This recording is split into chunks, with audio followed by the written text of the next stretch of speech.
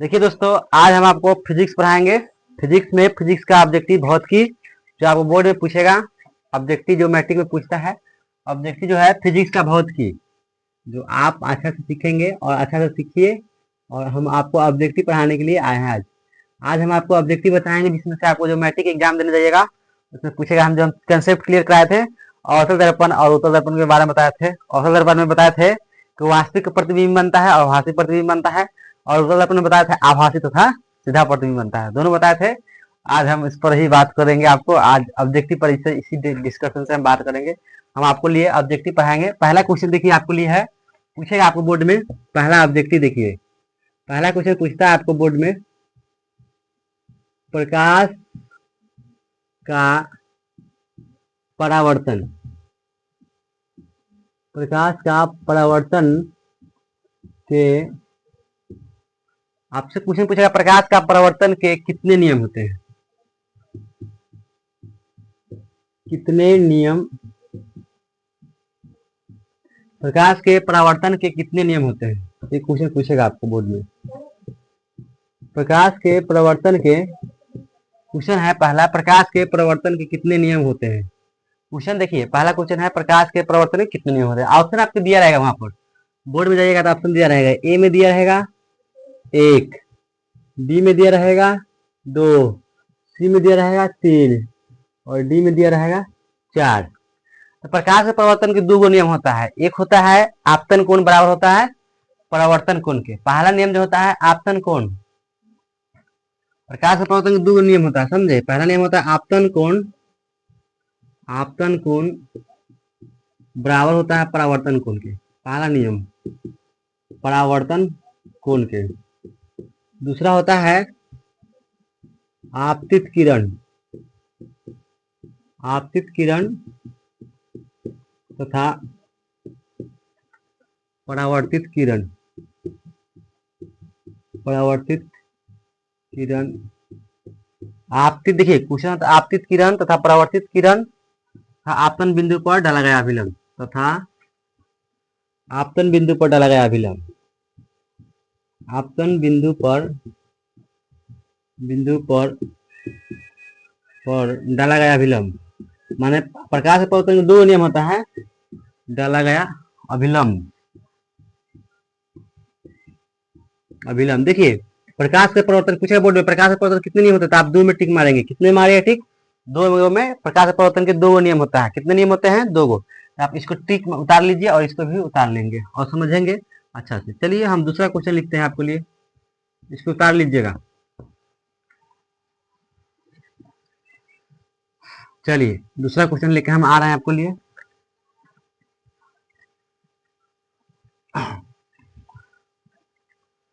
दूसरा क्वेश्चन है,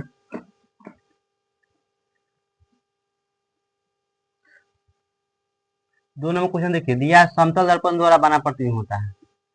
समतल दर्पण द्वारा, समतल दर्पण द्वारा, समतल दर्पण द्वारा बना प्रतिबिंब होता है। बना प्रतिबिंब होता है, समतल दर्पण द्वारा बना प्रतिबिंब होता है। समतल दर्पण द्वारा बना प्रतिबिंब। देखिए दोस्तों क्वेश्चन है समतल दर्पण द्वारा बना प्रतिबिंब होता है। माने समतल दर्पण में देखिए, पहले समझिए समतल दर्पण जो होता है, आप देखिए एक होता है अवतल दर्पण, एक होता है समतल दर्पण, एक होता है उत्तल दर्पण। कितने दर्पण हम लोग पढ़ते हैं? 3 दर्पण के बारे में पढ़ते हैं, समतल दर्पण, अवतल दर्पण और उत्तल दर्पण। तो समतल दर्पण में जितना बड़ा वस्तु रहेगा उतना ही बड़ा, जितना बड़ा हम है उतना ही बड़ा प्रतिबिंब बनता है। कौन सा दर्पण में? समतल दर्पण में। जितना बड़ा वस्तु रहेगा उतना ही बड़ा प्रतिबिंब बनेगा। कौन सा दर्पण में? समतल दर्पण में। जितना को हम रहेंगे उतना ही वो प्रतिबिंब, जितना बड़ा आप साइज का रहिएगा उतना ही बड़ा प्रतिबिंब बनेगा। तो उसको बोलते हैं समतल दर्पण। और एक और होता है अवतल दर्पण में, वो कर्दय केंद्र पर जब वस्तु रखते हैं, अवतल दर्पण में भी वो कर्दय केंद्र पर जब वस्तु रखते हैं तो जितना बड़ा वस्तु रहता है उतना ही बड़ा प्रतिबिंब बनता है। आपसे पूछा गया है क्वेश्चन, समतल दर्पण द्वारा बना प्रतिबिंब कैसा होता है? समतल दर्पण द्वारा जब भी प्रतिबिंब बनता है वो काल्पनिक या आभासी प्रतिबिंब बनता है। कैसा प्रतिबिंब बनता है? काल्पनिक या आभासी। पहला ऑप्शन दिया रहेगा आपको, पहला ऑप्शन दिया रहेगा वास्तविक, वास्तविक। वास्तविक, बी में रहेगा काल्पनिक, बी में काल्पनिक, सी में दोनों रहेगा, सी में दोनों, डी में कोई नहीं, डी में कोई नहीं रहेगा। तो आप इस पर टिक लगाएंगे। समतल दर्पण द्वारा जो भी प्रतिबिंब बनता है वह वास्तविक प्रतिबिंब जो बनता है वह अवतल दर्पण में ही बनता है। वास्तविक जो प्रतिबिंब होता है वह सिर्फ अवतल दर्पण में ही बनता है। तो इसमें वास्तविक प्रतिबिंब अवतल दर्पण में बनता है, इसलिए ये नहीं होगा। और देखिए जब काल्पनिक हो सकता है, काल्पनिक हो जाएगा, बाकी दोनों नहीं होगा, क्योंकि वास्तविक होगा तो काल्पनिक नहीं। तो इसमें समतल दर्पण जो भी बनता है वह काल्पनिक प्रतिबिंब बनता है। तो इसको आप उतार लेंगे। समतल दर्पण द्वारा बना प्रतिबिंब जो होता है काल्पनिक होता है।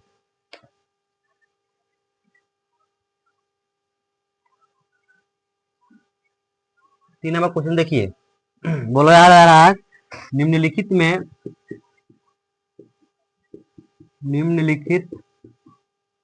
में किस दर्पण द्वारा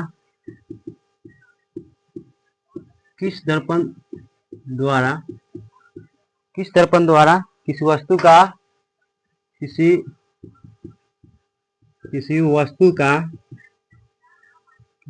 का निम्नलिखित में किस दर्पण द्वारा किसी वस्तु का वास्तविक प्रतिबिंब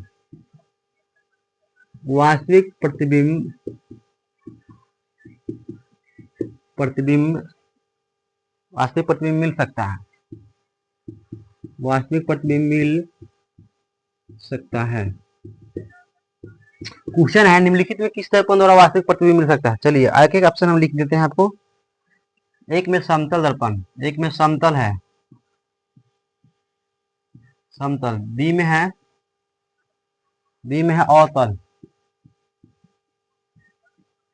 अवतल, सी में है उत्तल, डी में है तीनों प्रकार के दर्पण, इनमें से सभी। देखिए दोस्तों क्वेश्चन है समतल निम्नलिखित में किस दर्पण द्वारा किसी वस्तु का वास्तविक प्रतिबिंब मिल सकता है।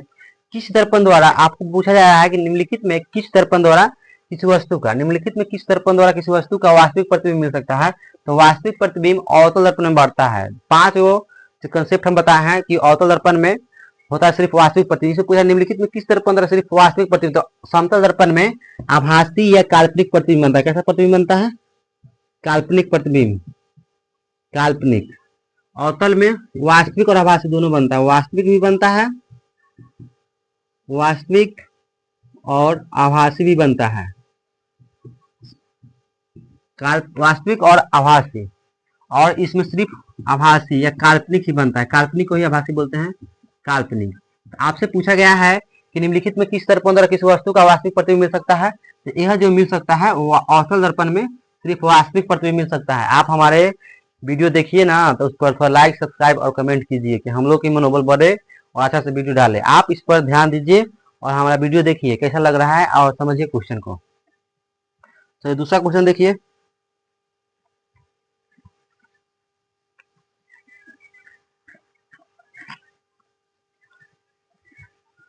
चलिए 2 नंबर क्वेश्चन, 3 नंबर हो गया, 4 नंबर क्वेश्चन देखेंगे। 4 नंबर क्वेश्चन है आपको लिए।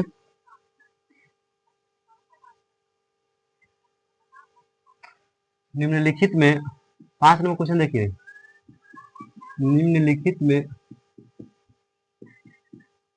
निम्नलिखित निम्नलिखित निम्नलिखित में निम्नलिखित में निम्नलिखित में किस दर्पण द्वारा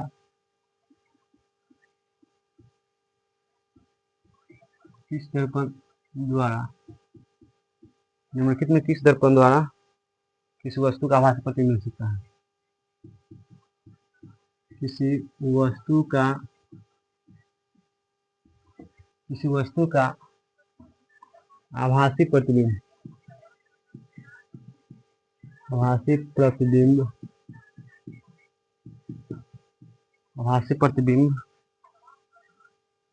प्राप्त किया जा सकता है, प्राप्त किया जा सकता है।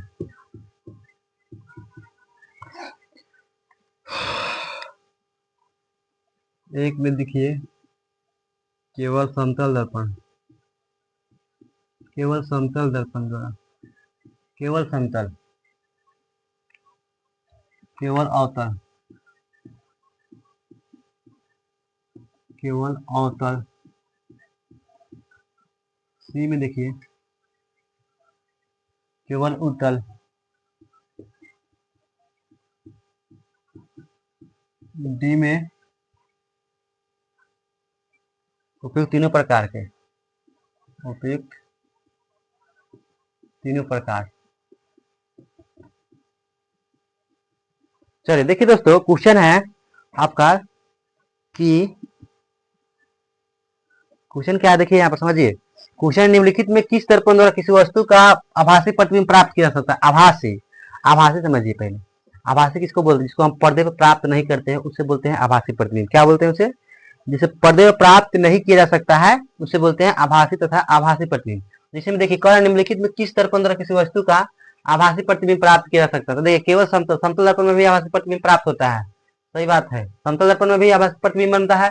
समतल दर्पण कब बनता है? जब वस्तु, जितना बड़ा वस्तु रहेगा उतना ही बड़ा प्रतिबिंब बनेगा, उसको बोलते हैं समतल दर्पण। जितना बड़ा वस्तु और जितना ही बड़ा वस्तु उतना ही बड़ा प्रतिबिंब बनेगा, उसमें समतल दर्पण में बनता है। अवतल दर्पण में जब वस्तु के ध्रुव और फोकस के बीच में रखते हैं, ध्रुव और फोकस के बीच में रखते हैं, तो अवतल दर्पण में आभासी तथा सीधा प्रतिबिंब इसमें भी बनता है। केवल उत्तल दर्पण में दो कंडीशन में बनता है। एक, जब वस्तु को अनंत पर रखते हैं तो फोकस में बनता है, और ध्रुव और फोकस के बीच में रखते हैं तो फोकस, ध्रुव और फोकस के बीच में प्रतिबिंब बनता है। तो उत्तल दर्पण में भी बनता है। तीनों प्रकार का प्रतिबिंब बनता है। तो इसमें से सभी इसमें टिक लगाएंगे, तीनों पर इसमें लगाइएगा टिक, तीनों उपयुक्त तीनों प्रकार के दर्पण में आपको प्रतिबिंब बनता है। तो आप टिक लगाएंगे डी नंबर में, ऑप्शन में। चलिए इसको आप लिखते जाइएगा, आप ऑब्जेक्टिव समझिए इसको अच्छा से। चलिए दूसरा हम ऑब्जेक्टिव बता रहे हैं आपको।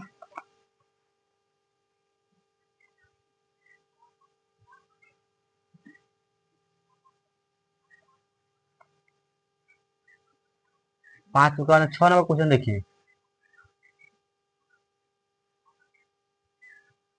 वस्तु छोटा, वस्तु छोटा, वस्तु से छोटा, ऐसे लिखिए वस्तु से छोटा, वस्तु से छोटा और आभासी, और आभासी, वस्तु से छोटा और आभासी प्रतिबिंब, प्रतिबिंब, वस्तु छोटा और आभासी प्रतिबिंब इनमें से किस दर्पण से प्राप्त होता है? इनमें से, इनमें से, इनमें से किस दर्पण से प्राप्त होता है? किस दर्पण से प्राप्त होता है? प्राप्त होता है। लिखा है वस्तु छोटा और आभासी प्रतिबिंब से किस दर्पण से प्राप्त होता है? ऑप्शन आपसे दिया रहेगा। पहला समतल दर्पण, समतल, एक में समतल दिया रहेगा, बी में दिया रहेगा अवतल, अवतल, सी में दिया रहेगा दोनों, दोनों, डी में दिया रहेगा, डी में उत्तल दर्पण। देखिए इतना ही आपको क्वेश्चन रहेगा, आपको टिक माना रहेगा। देखिए वस्तु से छोटा, देखिए जब भी हम वस्तु से छोटा और आभासी प्रतिबिंब किस दर्पण से प्राप्त होता है? तो उत्तल दर्पण में, उत्तल दर्पण में जो होता है कितने बार, देखिए ये उत्तल दर्पण है, उत्तल दर्पण पूछे पढ़िए वस्तु से छोटा और आभासी प्रतिबिंब, तो उत्तल दर्पण में ही वस्तु से छोटा, इसे इसका नाम हम दिए थे, आपको पढ़ाए होंगे, इसका नाम दिए थे पी, समान दूरी लेंगे तो यहाँ पर हो जाएगा एफ, और यहाँ पर हो जाएगा सी, हो जाएगा पेप्सी बोलेंगे इसको, पी एफ सी, पेप्सी। वस्तु से छोटा और आभासी प्रतिबिंब किस दर्पण से प्राप्त होता है? वस्तु से छोटा और आभासी प्रतिबिंब, तो वस्तु से छोटा भी होना चाहिए और आभासी प्रतिबिंब। तो देखिए जब हम अनंत पर रखते हैं वस्तु से छोटा और आभासी प्रतिबिंब, अनंत पर रखेंगे सीधे चलाएंगे एफ से जाएंगे, सीधे चलाएंगे एफ से जाएंगे, तो यहाँ आभासी प्रतिबिंब प्राप्त होता है किस दर्पण से? वस्तु छोटा, तो उत्तल दर्पण से प्राप्त होता है, उत्तल दर्पण से। अवतल दर्पण में वस्तु से, अवतल दर्पण जब रखते हैं ध्रुव और फोकस के बीच में, देखिए यहाँ पर देखिए ये पी, यहाँ एफ यहाँ सी, जब यहाँ पर रखते हैं फोकस और ध्रुव के बीच में, सीधे चलाएंगे एफ से जाएंगे, ध्रुव की दिशा में जाने के बाद इसका प्रतिबिंब जो होता है बहुत बड़ा बनता है, वस्तु से बड़ा प्रतिबिंब बनता है, और इसमें वस्तु से छोटा प्रतिबिंब बनता है। और इसको भी बीच में रखते हैं तो इसमें भी कैसा बनता है बताइए, ऐसे भी समझिए। देखिए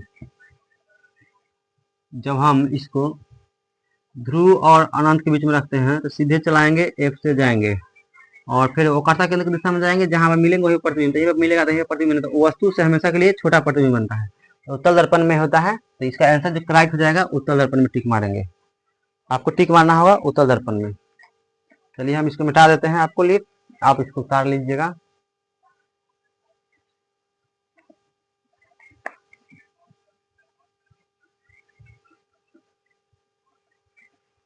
चलिए दूसरा क्वेश्चन हम आपको देख लिखते हैं बोर्ड पर, आप इसको सीखेंगे अच्छा से।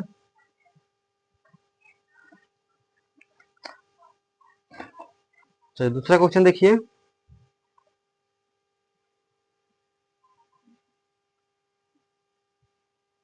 छह के बाद में देखिए 7 नंबर क्वेश्चन,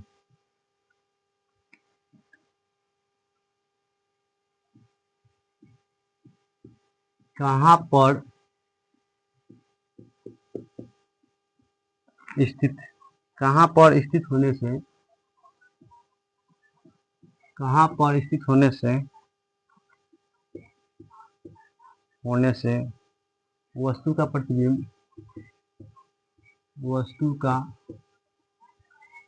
का प्रतिबिंब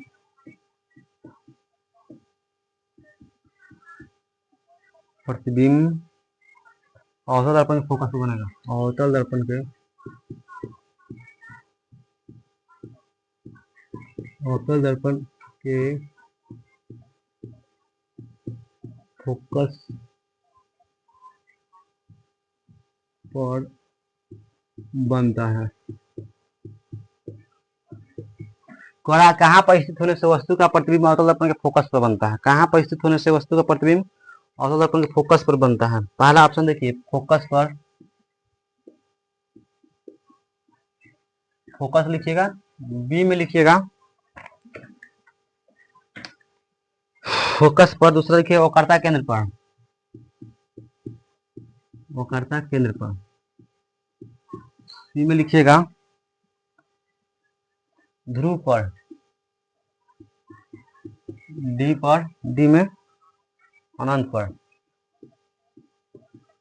देखिए दोस्तों क्वेश्चन जो है पढ़िए इसको, लिखा हुआ है कहाँ पर स्थित होने से वस्तु का प्रतिबिंब अवतल दर्पण फोकस पर बनता है। तो देखिए अवतल दर्पण हम लोग बना के आपको समझाते हैं, इसका नाम क्या है बोलिए, आप लोग देखते हुएगा, इसका नाम जो है अवतल दर्पण है, इसका नाम दे दीजिए पी एफ और सी।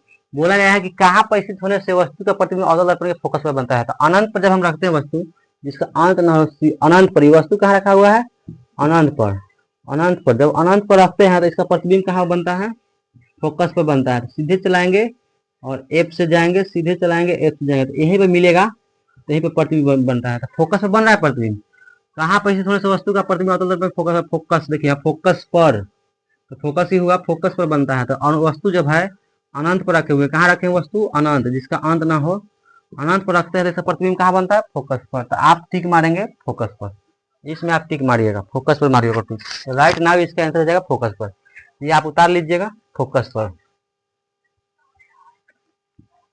चलिए इसको समझते चलिए आप अच्छा से। चलिए दोस्तों दूसरा क्वेश्चन हम लोग लेके आ गए, साथ के बाद में 8 नंबर क्वेश्चन देखिए, 8 नंबर क्वेश्चन है,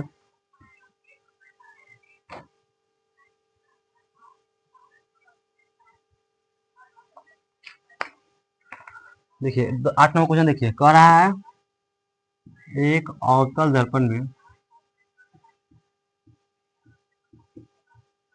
एक अवतल दर्पण में वस्तु को हम लोग बीम बोलते हैं, वस्तु के हम लोग बीम बोलते हैं, हिंदी में वस्तु बोलिए या बीम बोलिए दोनों सेम होता है। बीम की स्थिति, बीम की स्थिति फोकस और ध्रुव के बीच में स्थिति, फोकस, फोकस और ध्रुव के बीच में, ध्रुव के बीच हो तो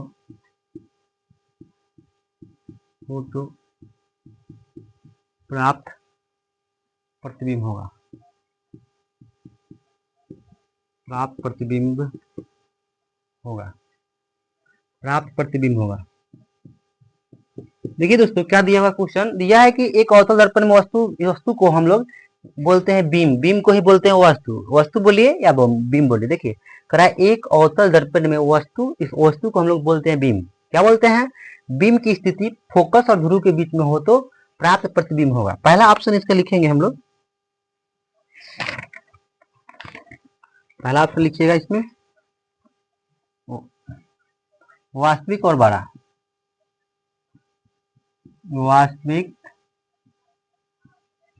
और बड़ा होगा। दूसरा ऑप्शन लिखिएगा, वास्तविक और छोटा।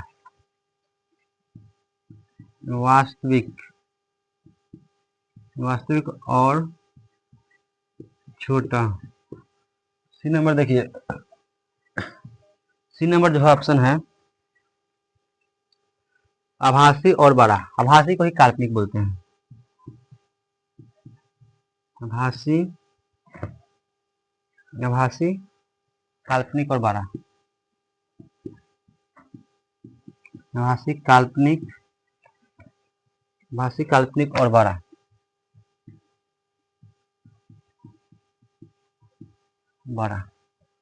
डी में लिखेंगे आभासी और छोटा। आभासी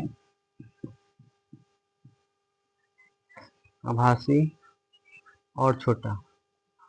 आभासी और छोटा दोस्तों, आभासी और छोटा।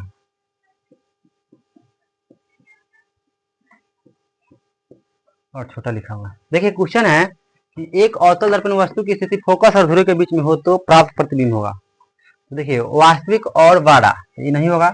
अवतल दर्पण में वस्तु की स्थिति फोकस और ध्रुव की, देखिए एक बना के हम बताते हैं इसको, मिटा देते हैं इसको। देखिए यहाँ पर तो समझिए अच्छा से इस क्वेश्चन को। क्वेश्चन है एक अवतल दर्पण में वस्तु की स्थिति ध्रुव, फोकस और ध्रुव के बीच हो। फोकस, देखिए एक अवतल दर्पण बना लेते हैं। ये देखिए ये है अवतल दर्पण। समझिए, देखिए एक अवतल दर्पण में वस्तु के हिंदी में बोलते हैं बीम। वस्तु का ही नाम होता है बीम की स्थिति फोकस। देखिए यहाँ पर समझिए, पहले इसको रेखा को बोलते हैं प्रधान अक्ष। यह है पी, एक समान दूरी ले लीजिए एफ है, और एक समान दूरी ले लीजिए सी।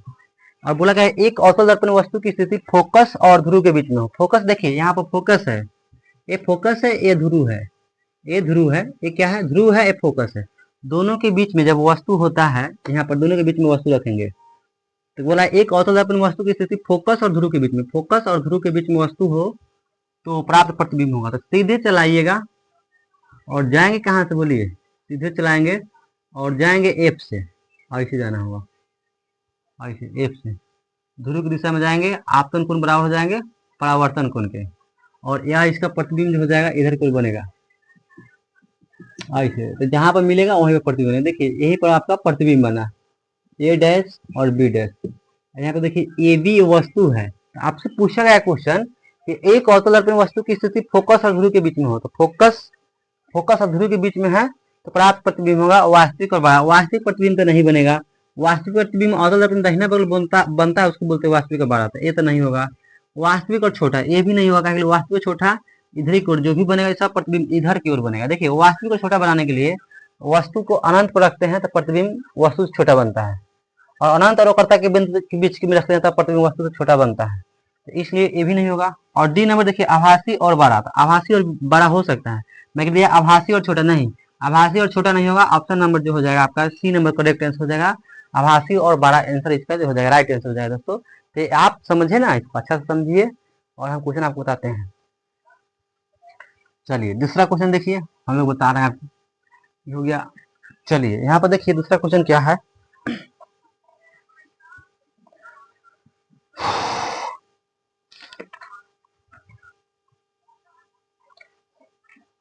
इसे तो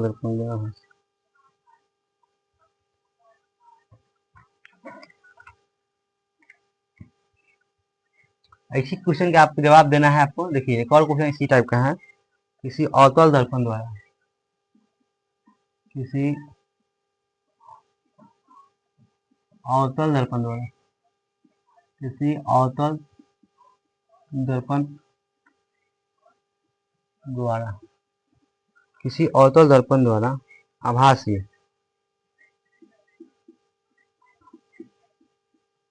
आभासी लिखिएगा या काल्पनिक, आभासी या काल्पनिक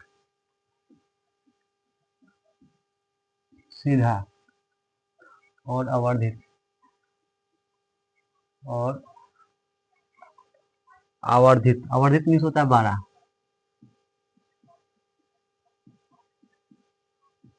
आवर्धित प्रतिबिंब, प्रतिबिंब कब बनता है,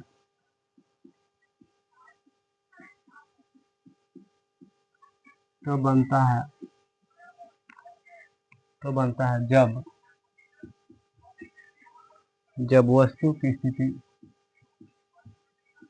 जब वस्तु की, वस्तु, वस्तु या इसको ही हम बोलते हैं बिंब, क्या बोलते हैं इसको, बिंब बोलते हैं।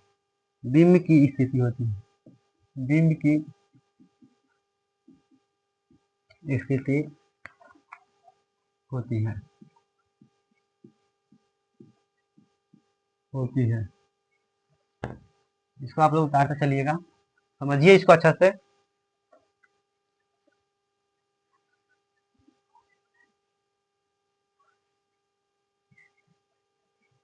तो देखिए पहला क्वेश्चन किसी अवतल पर, इसका ऑप्शन पहले लिख देते हैं। वक्रता केंद्र पर, पहला ऑप्शन है वक्रता केंद्र पर, वक्रता केंद्र पर। बी नंबर लिखेंगे वक्रता केंद्र से परे, वक्रता केंद्र से परे, वक्रता केंद्र से परे। डी नंबर के बाद में आता है सी नंबर। देखिए सी नंबर है फोकस और वक्रता केंद्र के बीच, फोकस, ये फोकस, फोकस और वक्रता केंद्र के बीच, फोकस और वक्रता केंद्र के बीच, फोकस और वक्रता केंद्र, केंद्र के बीच, फोकस और वक्रता केंद्र के बीच। डी में दर्पण के ध्रुव और फोकस के बीच में। डी नंबर देखिए दर्पण, दर्पण के ध्रुव, दर्पण के ध्रुव और फोकस के बीच में, और फोकस के बीच में। चलिए देखिए यहाँ पर पहले क्वेश्चन हम लिखे हैं, क्या लिखे हैं, किसी अवतल दर्पण द्वारा, लिखे हैं किसी अवतल दर्पण द्वारा, लिखा है क्वेश्चन किसी अवतल दर्पण द्वारा आभासी, आभासी को हम बोलते हैं काल्पनिक। देखिए क्वेश्चन है यहाँ पर, समझने वाला बात है, ये क्वेश्चन समझना है और आपको बताना है, इसका आंसर जवाब देना है, ठीक है। देखिए पहला क्वेश्चन है किसी अवतल दर्पण द्वारा, क्या लिखा हुआ है, किसी अवतल दर्पण द्वारा आभासी, आभासी को ही नाम होता है काल्पनिक, आभासी को ही नाम है काल्पनिक, सीधा और आवर्धित, आवर्धित मीन्स होता है बड़ा, आवर्धित मीन्स क्या होता है, आवर्धित मीन्स होता है बड़ा। आवर्धित प्रतिबिंब तब बनता है जब वस्तु की स्थिति होती है, आवर्धित प्रतिबिंब तब बनता है जब वस्तु की स्थिति होती है। देखिए अवतल दर्पण में आभासी और सीधा, देखिए अवतल दर्पण बना लीजिए, पहले हम आपको समझा चुके हैं, इसको बल्कि कितना बार समझा चुके हैं। देखिए ये क्या है, ये है अवतल दर्पण, बाहर से कलर किया जाता है, इसका नाम दे देते हैं पी है, समान दूरी लेकर यहाँ पर लेंगे तो यहाँ हो जाएगा एफ है, और इसके समान दूरी पर लेंगे तो यहाँ हो जाएगा सी। बना है समान दूरी पर किसी अवतल दर्पण द्वारा आभासी, सीधा और आवर्ती प्रतिबिंब कब बनता है जब वस्तु की स्थिति। देखिए अवतल दर्पण फोकस और ध्रुव के बीच में वस्तु रखते हैं, कहाँ रखते हैं वस्तु, फोकस और ध्रुव के बीच में, यहीं पर वस्तु रखना है दोस्तों, फोकस और ध्रुव के बीच में रखें। सीधे चलाएंगे, याद करना है, सीधे चलाएंगे, सीधे चलाएंगे, तीनों बोलना है। सीधे चलाएंगे, एफ से जाएंगे, सीधे चलाएंगे, एफ से जाएंगे, सीधे चलाएंगे, एफ से जाएंगे। याद रखिएगा, सीधे चलाएंगे और जाएंगे कहाँ से, एफ से, ऐसे जाना है। और लगेगा कि आपको इधर की ओर जा रहे हैं आप, ऐसे। और एक और ध्रुव की दिशा में भेजिएगा, ध्रुव की दिशा में जाएंगे और आपतन कोण बराबर हो जाएंगे परावर्तन कोण के। यह जो है आभासी प्रतीत होगा यहाँ पर, देखिए जहां पर मिलेगा वहीं पर प्रतिबिंब, यहीं पर प्रतिबिंब बना। देखिए ए और बी डैश, इसका नाम दे देते हैं ए और बी। समझिए यहाँ पर क्वेश्चन क्या है, कह रहा है किसी अवतल दर्पण द्वारा आभासी और सीधा, आभासी बायां बगल जो भी प्रतिबिंब बनता है वास्तविक तथा उल्टा, और दाहिना बगल जो भी प्रतिबिंब बनता है आभासी तथा सीधा। आवर्धित प्रतिबिंब तब बनता है जब वस्तु की स्थिति होती है। कहाँ पर वस्तु की स्थिति, तो देखिए वक्रता केंद्र पर पड़े, वक्रता केंद्र यहाँ है, यहाँ पर वक्रता केंद्र के पड़े का मतलब होगा कि दूर, यहाँ पर वस्तु रखेंगे तो बनेगा। तो आप बोलिएगा कि नहीं, इधर की जो भी वस्तु रखेंगे यहाँ तक ले, फोकस तक ले रखिएगा, यहाँ तक ले वास्तविक तथा उल्टा बनेगा। कैसा बनेगा, यहाँ तक समझ लीजिए कि नमक रोटी खाना है, यहाँ से इधर जाइएगा दाल रोटी खाना है। क्या खाना है, दाल रोटी। तो इधर जितना भी है सब वास्तविक तथा उल्टा बनेगा। यहाँ तक ले, फोकस तक ले आपको दाल रोटी, इधर जब भी आप जाइएगा तो नमक रोटी। मैं कहने का मतलब है कि इधर जितना ही प्रतिबिंब फोकस पर रखने पर यहाँ इधर की ओर जो भी प्रतिबिंब बनेगा वास्तविक तथा उल्टा। जैसे फोकस इधर की ओर आएगा तो आभासी तथा सीधा बनता है, फोकस और ध्रुव के बीच में। आपसे पूछा है कि एक अवतल दर्पण द्वारा आभासी और सीधा और आवर्तित प्रतिबिंब तब बनता है जब वस्तु की स्थिति होती है तो वक्रता केंद्र पर। वक्रता केंद्र पर तो नहीं होगा, वक्रता केंद्र पर रखेंगे तो सीधे चलाएंगे, एफ से जाए तो वक्रता केंद्र पर प्रतिबिंब बन जाएगा, तो ये नहीं होगा। वक्रता केंद्र से पर ये भी नहीं होगा। फोकस और वक्रता केंद्र, देखिए फोकस यहाँ है और वक्रता केंद्र यहाँ है, यहाँ पर रखने पर तो नहीं, यहाँ पर रखने पर वास्तविक तथा उल्टा प्रतिबिंब बनेगा। इस पर रखिएगा तो कैसा प्रतिबिंब बनेगा, वास्तविक तथा उल्टा। सी नंबर देखिए फोकस और वक्रता केंद्र के बीच में नहीं। डी नंबर देखिए दर्पण के ध्रुव ई हुआ और फोकस यहाँ पर है, फोकस दर्पण के ध्रुव और फोकस के बीच में, हाँ तो सही हो जाएगा डी नंबर ऑप्शन। दर्पण के ध्रुव और फोकस के बीच में रखिएगा तब आपका प्रतिबिंब बनेगा ऐसा। तो इसको हम मिटा देते हैं। चलिए इसको आप समझ गए होइएगा, मिटाते हैं इसको। चलिए दोस्तों, आप लोग इसे ऑब्जेक्टिव आप हमारा देखिएगा, अच्छा से समझिएगा, नहीं समझ में आया तो पूछिएगा, हम बताएंगे आपको ऑब्जेक्टिव के बारे में। चलिए दूसरा क्वेश्चन देखिए हम लेके आ रहे हैं आपको लिए।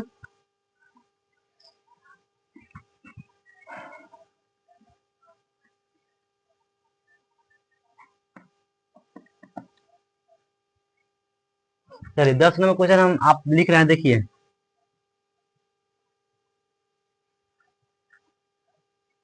अवतल दर्पण में, अवतल दर्पण में, अवतल दर्पण में वस्तु को कहाँ रखे, अवतल दर्पण में वस्तु को कहाँ रखे, रखे कि प्रतिबिंब, प्रतिबिंब वस्तु के बराबर बने, वस्तु के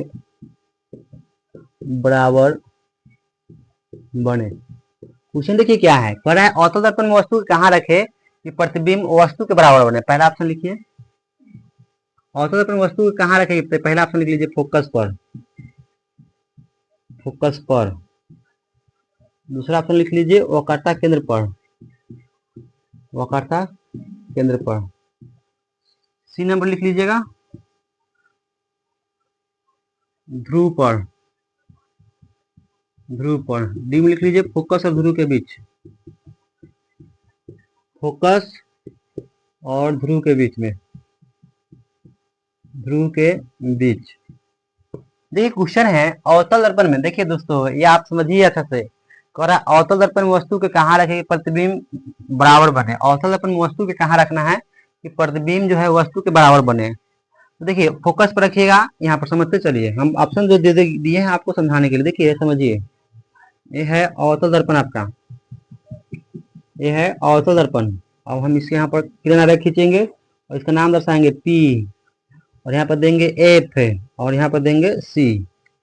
PFC, PFC करना है, क्या करना है, PFC, PFC। बोला है अवतल दर्पण वस्तु कहाँ रखे प्रतिबिंब वस्तु के बराबर बने, फोकस पर। देखिए जब फोकस पर रखेंगे तो सीधे चलाइएगा, एफ से जाएंगे, ध्रुव की दिशा में जाएंगे, आपतन कोण बराबर हो जाएंगे परावर्तन कोण के, तो वस्तु छोटा रहेगा और प्रतिबिंब बहुत बड़ा बनेगा, तो फोकस पर नहीं बनेगा। वस्तु के बराबर वक्रता केंद्र पर, देखिए वक्रता केंद्र पर जितना बड़ा वस्तु रहता है उतना ही बड़ा कौन सी बनाना है, ध्रुव पर रखिएगा। ध्रुव कहाँ है, यहाँ पर वस्तु रखाएगा नहीं रखाएगा, ये ऑप्शन नहीं होगा। फोकस और ध्रुव के बीच में, फोकस और ध्रुव के बीच में जब हम वस्तु रखेंगे सीधे चलाएंगे एफ से जाएंगे, ध्रुव की दिशा में जाएंगे आपको बराबर हो जाएंगे, तो इसका प्रतिबिंब तो इधर की ओर बनेगा ना, तो ये नहीं होगा। और वक्रता केंद्र पर देखिए कौन, वक्रता केंद्र पर देखिए यहाँ पर वक्रता केंद्र है, क्या है वक्रता केंद्र, जितना बड़ा वस्तु रखेंगे, जितना बड़ा वस्तु रखेंगे उतना ही बड़ा इधर क्या बनेगा, प्रतिबिंब बनेगा। देखिए बना कर भी दिखाते हैं, सीधे चलाएंगे एफ से जाएंगे, ऐसे आप मिलाइएगा, जहां से गया है वहीं से मिलाइए, यहीं पर मिलेगा। फोकस की दिशा में जाएंगे और आपको को आप यहीं पर मिलेगा, यही जहां पर मिला यहीं पर प्रतिबिंब मिला, जितना बड़ा वस्तु उतना ही बड़ा प्रतिबिंब। तो कहाँ बनता है, वक्रता केंद्र पर। तो आप टिक मारना है इसमें, वक्रता केंद्र पर टिक मारेंगे, बी नंबर ऑप्शन आपका जो हो जाएगा राइट हो जाएगा। तो ये आप सही से टिक मार लीजिएगा। अब हम चलते हैं दूसरा क्वेश्चन पर। चलिए दूसरा नंबर क्वेश्चन देखिए इसमें क्या है।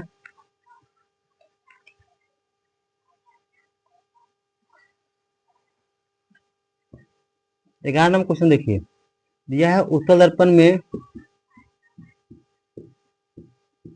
उत्तल दर्पण में लिखा हुआ है क्वेश्चन, उत्तल दर्पण में वस्तु कहाँ रखे कि, उत्तल दर्पण में वस्तु कहाँ रखे कि प्रतिबिंब, प्रतिबिंब उत्तल दर्पण में वस्तु कहाँ रखे कि प्रतिबिंब फोकस पर बने, फोकस पर बने। देखिए दोस्तों दिया है उत्तल दर्पण में वस्तु कहाँ रखे कि प्रतिबिंब फोकस पर बने। देखिए एक हम आपको ऑप्शन दे रहे हैं, पहले आप ऑप्शन लीजिए, ऑप्शन से बताइएगा। एक है अनंत, अनंत, बी है वक्रता केंद्र, वक्रता, सी है फोकस, सी क्या है बोलिए, फोकस है, और डी है सभी। देखिए दोस्तों क्या है, उत्तल दर्पण में क्वेश्चन है, उत्तल दर्पण में क्या है, उत्तल दर्पण में वस्तु कहाँ रखे कि प्रतिबिंब फोकस पर बने, उत्तल दर्पण में वस्तु कहाँ रखे कि प्रतिबिंब फोकस पर बने, तो अनंत पर रखेंगे। देखिए वक्रता केंद्र पर रख सकते हैं, यहाँ पर देखिए इसमें दुई कंसेप्ट, दुई कंडीशन में रखा जाता है, एक है पी, यहाँ हो जाएगा एफ और यहाँ हो जाएगा सी, पी एफ सी। ठीक है, जब वस्तु को अनंत पर रखिएगा, अनंत पर, अनंत पर सीधे चलाएंगे और जाएंगे एफ से, तो यहीं से जाइएगा सीधे चलाएंगे एफ से जाइएगा, तो यहीं पर प्रतिबिंब बन गया, कहाँ बना, एफ पर बना, एफ पर। तो आप बता सकते हैं ना, जब वस्तु को जब हम अनंत पर रखते हैं तो प्रतिबिंब कहाँ बनता है, फोकस पर बनता है। कहाँ बनता है, जब वस्तु के अनंत पर रखते हैं तो प्रतिबिंब उत्तल दर्पण में कहाँ बनता है, फोकस पर बनता है। और कैसा बनता है, आभासी तथा सीधा बनता है। कैसा बनता है, आभासी और सीधा बनता है। तो आपको ना, आप वक्रता केंद्र पर इसमें नहीं रखा है ध्रुव और वक्रता केंद्र, तो इसलिए आपको जो है राइट ऑप्शन जो हो जाएगा ए हो जाएगा, वक्रता केंद्र नहीं होगा, ये भी फोकस भी नहीं होगा, डी भी नहीं होगा। तो आप इसमें राइट आंसर जो हो जाएगा अनंत पर याद रखना है आपको, क्या याद रखना है, अनंत पर, अनंत पर जो है बनेगा आपको। चलिए दूसरा क्वेश्चन हम लेके आ रहे हैं आपके लिए, दूसरा क्वेश्चन लिखना है। चलिए चलिए हम मिटाते हैं इसको, दूसरा क्वेश्चन लिखते हैं। देखिए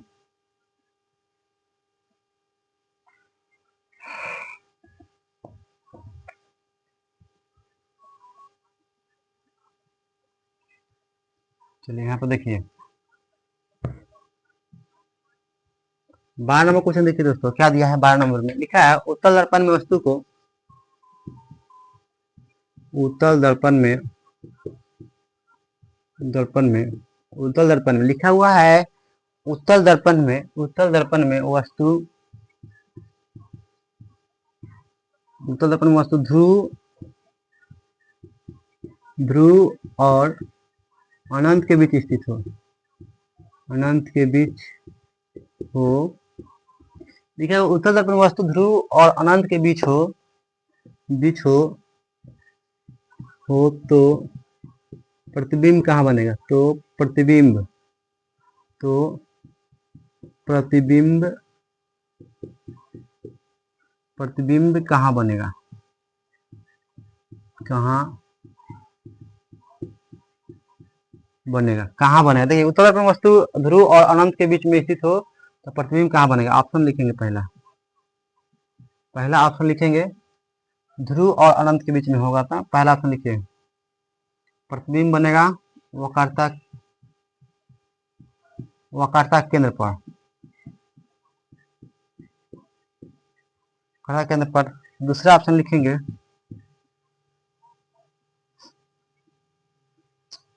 ध्रुव पर,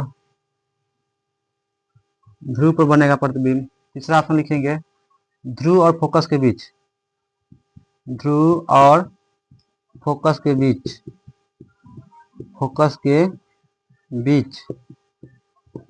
डी नंबर देखिए दोस्तों, डी नंबर सब लिख देते हैं, इनमें सभी, इनमें से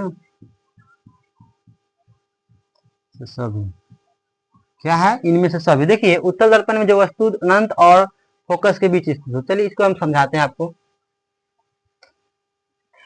चलिए यहाँ पर देखिए हम समझा रहे हैं आपको।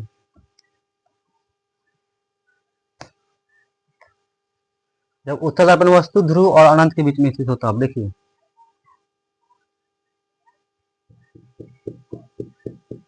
देखिए ये है उत्तल दर्पण और इसका नाम जो दे रहे हैं हम, इस रेखा का नाम दीजिए प्रधान अक्ष या मुख्य अक्ष, इसे समान दूरी लीजिए। यहाँ पर एफ है और यहाँ पर सी है, पी एफ सी है। क्या है? पी एफ और सी है। तो जब हम वस्तु को रख रहे हैं कहाँ?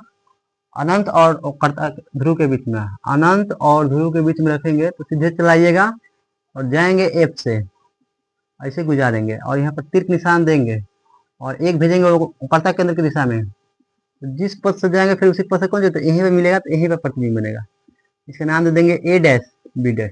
तो आपको बोलना है ध्रुव और फोकस के बीच में। देखिए ध्रुव वक्रता केंद्र पर नहीं बनेगा, वक्रता केंद्र देखिए यहाँ पर, यहाँ पर प्रतिबिंब थोड़ी बना है।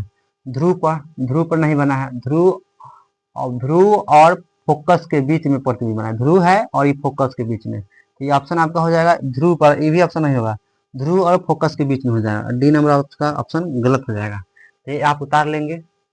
चलिए हम दूसरा फिर क्वेश्चन आपको लिए बता रहे हैं। चलिए मिटाते इसको। चलिए दूसरा क्वेश्चन हम आपको बता रहे हैं आपको।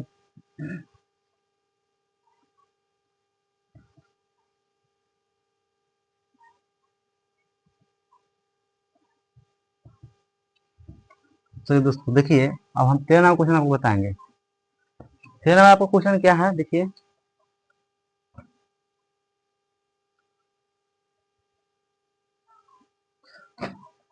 एक क्वेश्चन है, उत्तल दर्पण द्वारा बना प्रतिबिंब होता है, उत्तल दर्पण द्वारा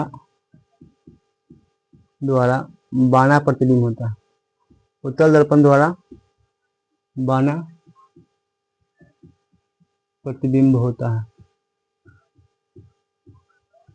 उत्तल दर्पण द्वारा बना प्रतिबिंब होता है। क्या है क्वेश्चन? उत्तल दर्पण द्वारा बना प्रतिबिंब होता है, उत्तल दर्पण द्वारा। काल्पनिक और उल्टा, पहला ऑप्शन है काल्पनिक और उल्टा, काल्पनिक और उल्टा। बी में है काल्पनिक और उल्टा। दूसरा है काल्पनिक और सीधा, काल्पनिक और सीधा। सी नंबर देखिए ऑप्शन क्या दिया है? सी नंबर है आपका वास्तविक और उल्टा,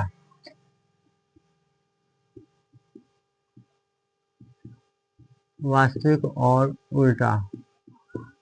डी नंबर जो है वास्तविक और सीधा,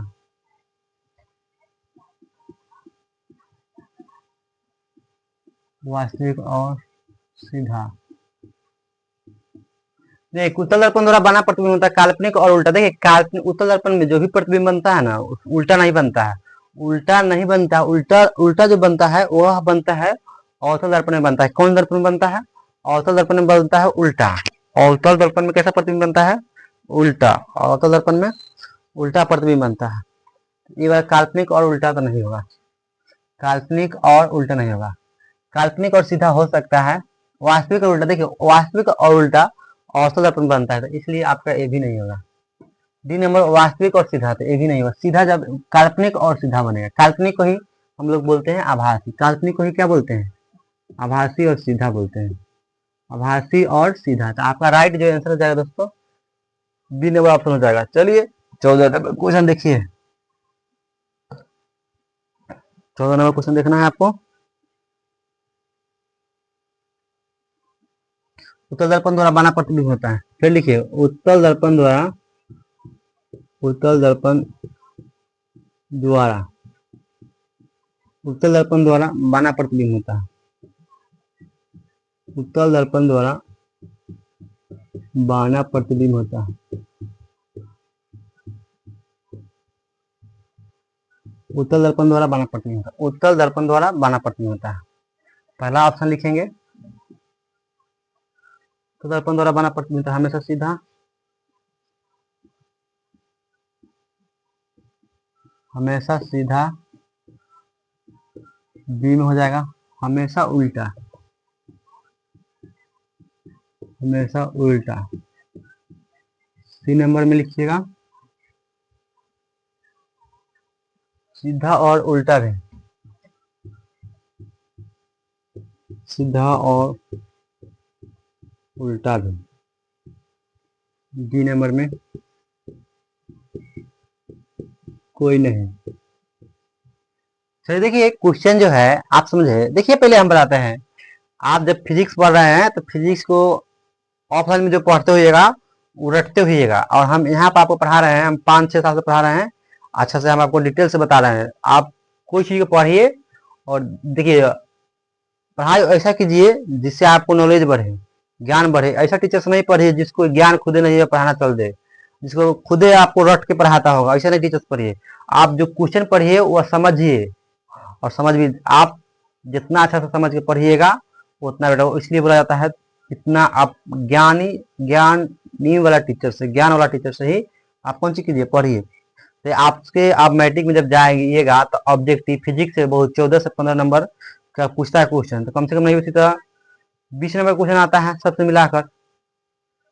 तो 80 नंबर का एग्जाम होता है टोटल साइंस में, तो फिजिक्स से भी 22-25-30 नंबर का पूछे देता है। तो देखिए जब भी इससे ऑब्जेक्टिव पूछेगा तो आपको ऑब्जेक्टिव पकड़ा जाएगा, आप साइंस में 6 नंबर उठा लेंगे। तो बोला है उत्तल दर्पण द्वारा बना प्रतिबिंब होता है, तो उत्तल दर्पण द्वारा हमेशा सीधा ये होता है, हमेशा सीधा बनता है दोस्तों। उत्तल दर्पण द्वारा सिर्फ हमेशा सीधा ही प्रतिबिंब बनता है, उल्टा हमेशा उल्टा नहीं बनता, हमेशा उल्टा अवतल दर्पण में नहीं बनता, उसमें भी फोकस ध्रुव के बीच में रख देता नहीं बनता है।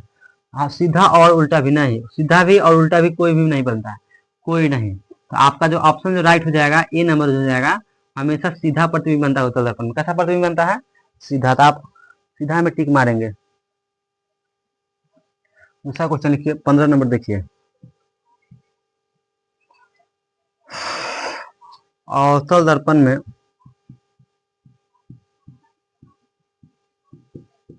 अवतल दर्पण में कैसा प्रतिबिंब बनता है, कैसा प्रतिबिंब बनता है, प्रतिबिंब बनता है। क्वेश्चन है अवतल दर्पण में, देखिए क्वेश्चन क्या है, अवतल दर्पण में कैसा प्रतिबिंब बनता है। पहला ऑप्शन लिखिए वस्तु से बड़ा, वस्तु से बड़ा लिखिएगा। दूसरा ऑप्शन लिखिए वस्तु से छोटा, वस्तु से छोटा। सी में लिखिएगा वस्तु से बड़ा, वस्तु से छोटा। सी में क्या लिखेंगे, वस्तु के बराबर, वस्तु के बराबर। क्या लिखेंगे, वस्तु से बड़ा, वस्तु से छोटा, वस्तु से बराबर। डी में सभी, इनमें से सभी। देखिए लिखा हुआ है इनमें से सभी लिखा हुआ है, क्या लिखा हुआ है, इनमें से सभी लिखा हुआ है। तो क्वेश्चन है अवतल दर्पण में कैसा प्रतिबिंब बनता है, वस्तु से छोटा भी बड़ा भी बनता है, क्या बनता है, तीनों प्रकार का बनता है। देखिए अवतल दर्पण में तीनों प्रकार का प्रतिबिंब बनता है, वस्तु से छोटा, बड़ा और बराबर। देखिए हम बताते हैं आपको, अवतल दर्पण में वस्तु से छोटा भी बनता है, बड़ा भी बनता है और बराबर भी बनता है। देखिए जैसे हम एक अवतल दर्पण बनाए, ये है आपका अवतल दर्पण, ये अवतल दर्पण है, इसका नाम दिए पी समान दूरी लेंगे तो यहाँ जाएगा एफ और यहाँ जाएगा सी। पी एफ सी है, क्या है, पी एफ सी है। जब वस्तु को वक्रता केंद्र पर रखेंगे, वक्रता केंद्र पर सीधे चलाएंगे और एफ से जाएंगे, और जितना बार एफ से जाएंगे और सीधे जाएंगे तो जहां पर मिलेगा, देखिए ये ए और बी वस्तु है और ए डैश बी डैश प्रतिबिंब है।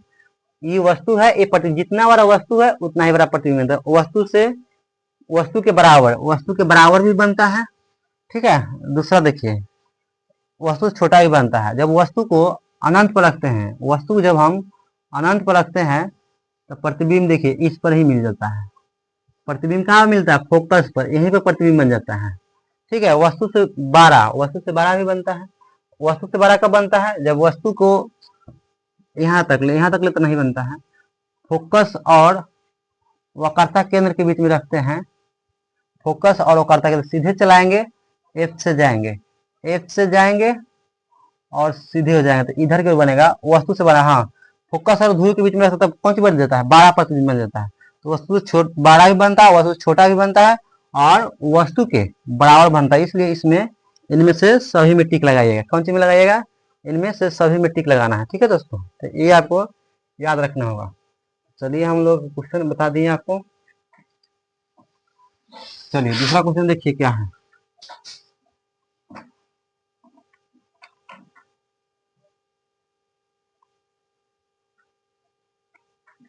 दूसरा क्वेश्चन है 16 नंबर, देखिए अवतल दर्पण की फोकस दूरी, अवतल दर्पण की फोकस दूरी, अवतल दर्पण की फोकस दूरी उसकी वक्रता त्रिज्या के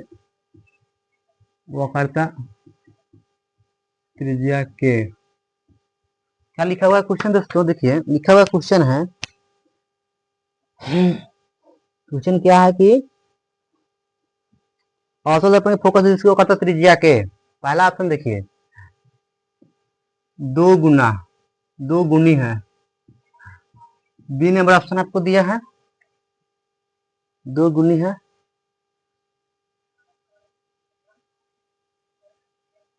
दूसरा है आधी।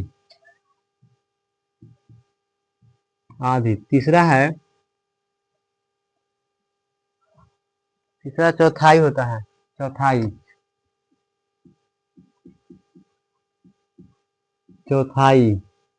डी देखिए दोस्तों, डी क्या है, डी है बराबर। आपको इसमें टिक मारना है, कौन होगा, देखिए यहाँ पर अवतल दर्पण की फोकस दूरी उसकी वक्रता त्रिज्या के 2 गुनी आधी चौथाई बराबर। तो इसमें देखिए जब भी अवतल दर्पण की फोकस दूरी, देखिए अवतल दर्पण की फोकस दूरी ये बराबर क्या होता है, आर। ये बराबर क्या होता है, r/2। यानी कि अगर हम निकालना चाहें तो फोकस अवतल दर्पण की फोकस दूरी उसकी वक्रता त्रिज्या के आधी होती है। कितना होता है, आधी।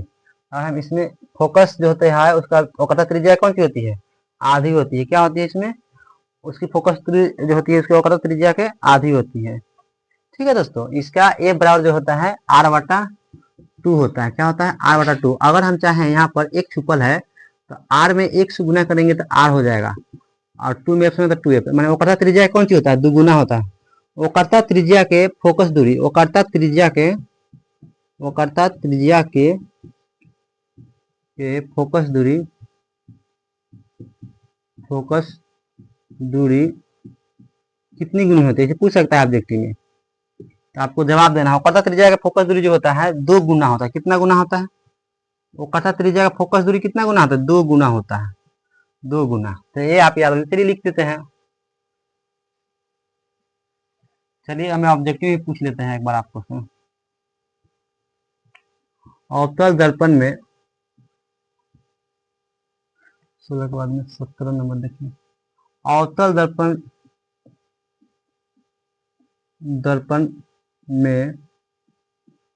दर्पण में वक्रता त्रिज्या के फोकस दूरी कितनी गुनी होती है। वक्रता त्रिज्या त्रिज्या के फोकस दूरी, होता है त्रिज्या के फोकस दूरी, फोकस दूरी कितनी गुनी होती है, कितनी गुनी होती है, कितनी गुनी होती है, यही क्वेश्चन है दोस्तों, कितनी गुनी होती है। पूछे नहीं कौशल दर्पण में वक्र त्रिज्या का फोकस दूरी कितनी गुनी होती है। पहला ऑप्शन देखिए 2 गुना, दूसरा ऑप्शन है आधी, तीसरा ऑप्शन है चौथाई, डी में हो जाएगा एक एक तिहाई, एक तिहाई हो जाएगा। तो आप देखिए औसत दर्पण वक्र त्रिज्या कहते हैं, ए बराबर क्या होता है, ए बराबर जो होता है आर बटा 2 होता है।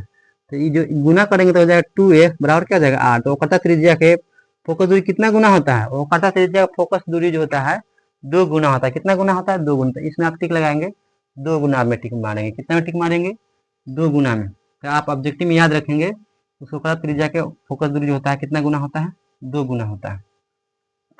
चलिए अच्छी बात है, आप इसको पढ़ते रहिए, अच्छा से समझते रहिए।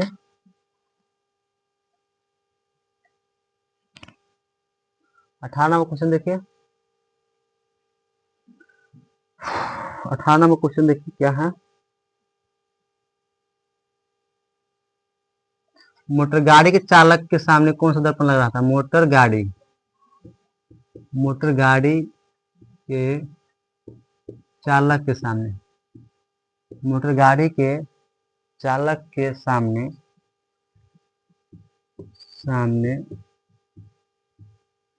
कौन दर्पण लग रहा था, कौन दर्पण लगा रहता है। पहला ऑप्शन लिख लेंगे,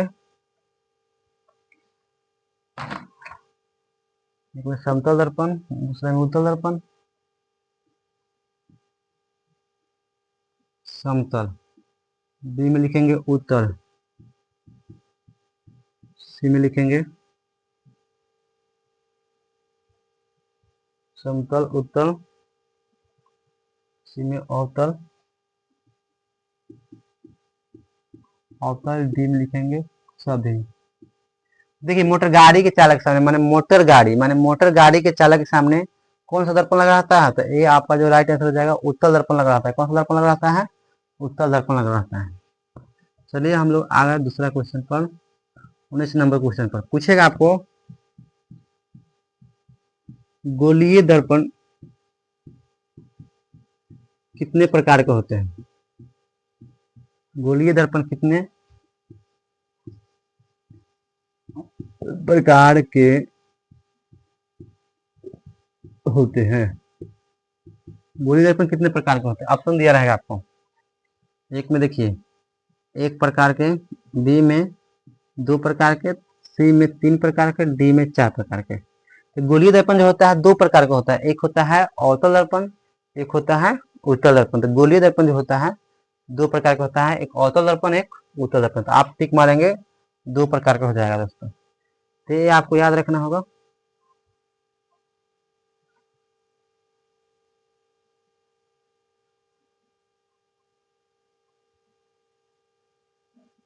ये आपको याद रखना होगा दोस्तों। चलिए एक और क्वेश्चन लिख लीजिए। निर्देशांक चिन्ह परिपाटी के अनुसार निर्देशांक निर्देशांक चिन्ह परिपाटी के अनुसार निर्देशांक चिन्ह परिपाटी